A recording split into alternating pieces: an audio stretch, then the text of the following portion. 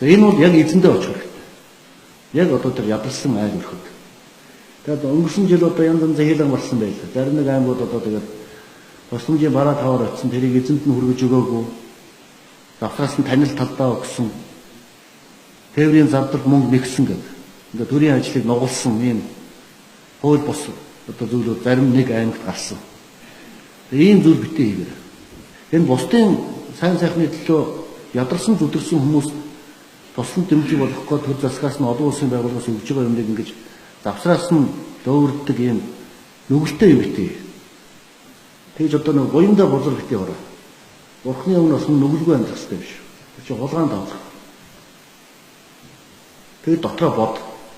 Тэр ядарсан амьтанд өгөх ёстой юмыг одоо завсраас нь өөр тийш нь хилжүүлэх гэдэг бол нүгэл анхаарч ажиллах хэрэгтэй. Мэргэжлийн хаалт, цагдаагийн байгууллага